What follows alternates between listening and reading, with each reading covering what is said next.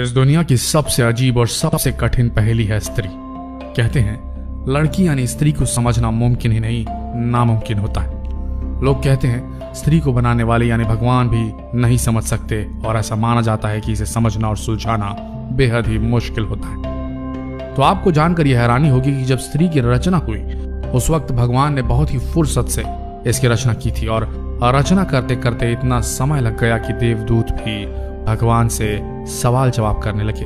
भगवान, आपको सृष्टि की संरचना करने में इतना ज्यादा समय क्यों लग रहा है? दरअसल भगवान जब नारी की संरचना कर रहे थे तब 7 दिन पूरे हो चुके थे और इसके बाद भी रचना चलती रही लेकिन पूरी न हो सकी, अभी भी यह अधूरी थी।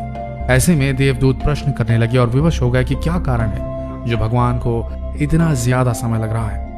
आप भी इस दिलचस्प सवाल को जानिए जो भगवान और देवदूत के बीच हुआ और देवदूत के प्रश्नों के भगवान ने क्या अद्भुत जवाब दिए। बहुत सी पहेलियां आज भी मौजूद हैं जिसका कोई जवाब नहीं, जैसे संसार में स्त्री पहले आई या पुरुष, इस पहेली का जवाब किसी के पास भी नहीं। कहते हैं जब भगवान ने स्त्री की रचना की तो उन्होंने बहुत समय लिया और भगवान के साथ ही यानी देवदूत जी भगवान से प्रश्न करने लगे। उन्होंने कहा, हे प्रभु, आपने 1 मिनट में दुनिया बना दी पर स्त्री को बनाया आपने बड़ी मुश्किल से। आखिर इतनी मुश्किलें क्यों हो रही हैं?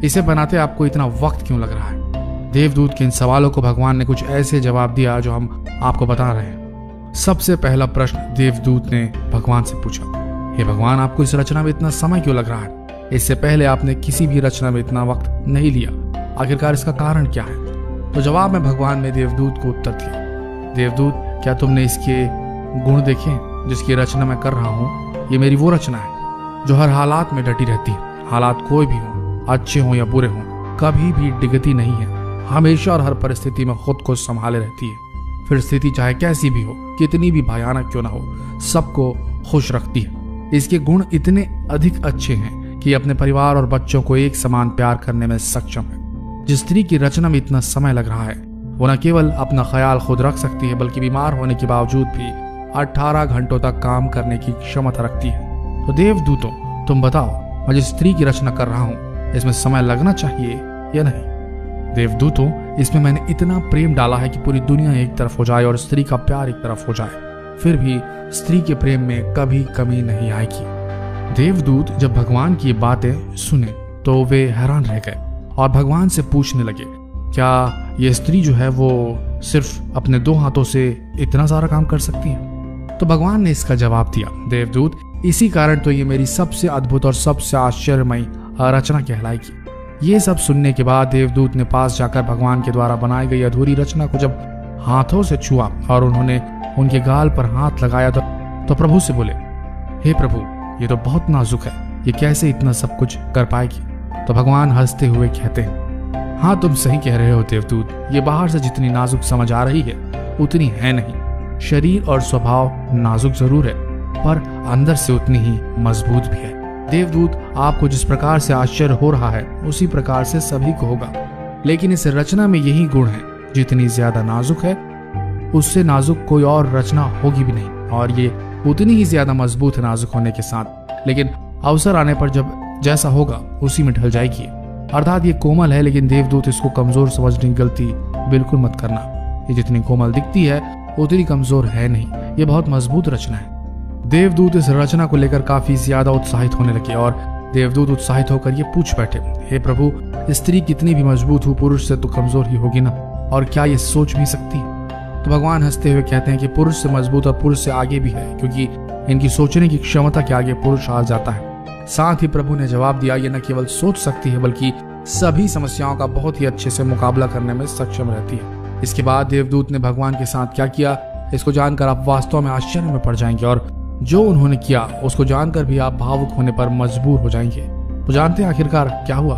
दरअसल हुआ ऐसा कि जब देवदूत ने भगवान के द्वारा बनाई गई स्त्री रूपी रचना के पास जाकर स्त्री के गालों को हाथ लगाया तब उन्होंने कुछ पानी जैसा प्रतीत हुआ। तो उन्होंने पूछा, हे भगवान, ये इस रचना के गालों पर पानी जैसा क्या प्रतीत हो रहा है? भगवान ने कहा, देवदूत, ये आंसू है। तब देवदूत ने बहुत ही हैरानी के साथ भगवान से पूछा, आंसू?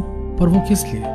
इस सवाल के जवाब में भगवान ने कहा, जब कभी ये कमजोर पड़ने लगती है, जब भी इसे कुछ बुरा लगता है या सहन नहीं होता, तभी अपनी सारी पीड़ा आंसुओं के साथ बहा देती है। और इसके बाद फिर से मजबूत बन जाती है। अर्थात अपने दुखों को भुलाने का इसके पास ये सबसे बेहतर तरीका है। वही देवदूत कहते हैं कि ये तो फिर इसकी कमजोरी होगी।